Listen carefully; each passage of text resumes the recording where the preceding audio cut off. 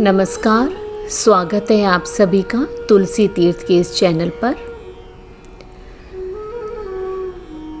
आपका बहुत बहुत धन्यवाद। आपका आशीर्वाद निरंतर बना हुआ है, आशा करती हूँ सदैव बना रहेगा।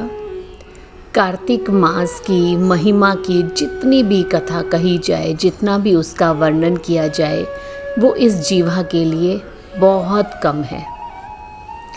आज हम पठन करेंगे कार्तिक मास के 19वें अध्याय का। आइए पाठ आरंभ करने से पहले भगवान विष्णु का मंत्रोच्चारण। ओम नमो भगवते वासुदेवाय, तन्नो विष्णु प्रचोदयात्। नमस्कार। आइए पाठ को आरंभ करते हैं। राजा पृथु ने कहा, है नारद जी, आप वेद शास्त्र और पुराणों की ज्ञाता हैं, सो कृपा करके यह बताइए कि किस देवता की हमें कितनी परिक्रमा करनी चाहिए और उनका क्या फल है। अब यह वार्ता सुनकर नारद जी कहने लगे, देवी की 1, सूर्य की 7, अग्नि की 7, गणेश जी की 3 और शिव जी की आदि, पितरों की 3 अथवा 4 और विष्णु की 4 परिक्रमा होती हैं। इस संबंध में ब्रह्मा जी द्वारा कहा गया एक इतिहास है, सुनो। बृहस्पति जी और इंद्र का परस्पर संवाद। वैवस्वत मनवंतर में एक बार सब देवताओं सहित इंद्र ने बृहस्पति जी के पास जाकर उनसे पूछा, हे गुरुदेव, ब्रह्म काल से पहले यह सृष्टि कैसी थी? इंद्र आदि देवगण कैसे थे? उनका क्या कर्म था?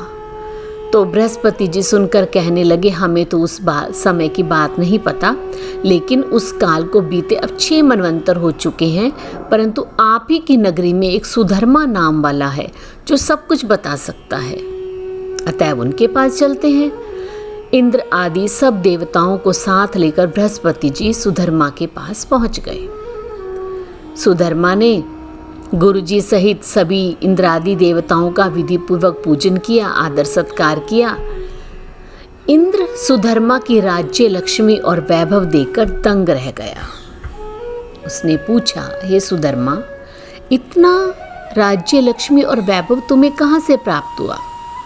साथ ही तुमने ऐसा कौन सा यज्ञ, दान, तप किया है जिससे ब्रह्मकल्प से पहले की बात भी तुम जानते हो?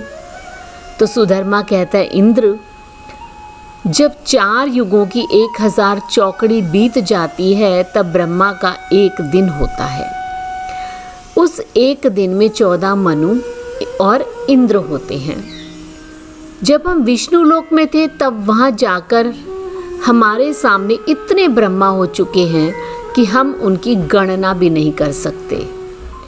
इसके बाद जब हम यहाँ स्वर्ग में आए और हमने जो अच्छा कर्म करके इतनी लंबी आयु पाई, उसका विवरण सुनो। पहले जन्म में मैं मांस भक्षी गिद्ध था। एक समय कार्तिक शुक्ला नवमी को श्री विष्णु के मंदिर पर बैठा हुआ था। शिकारी ने आकर बाण मारा, मैं घायल होकर विष्णु मंदिर में जा गिरा। मांस के लोभी एक कुत्ते ने मुझे पकड़ लिया और अन्य कुत्ते भी आ गए।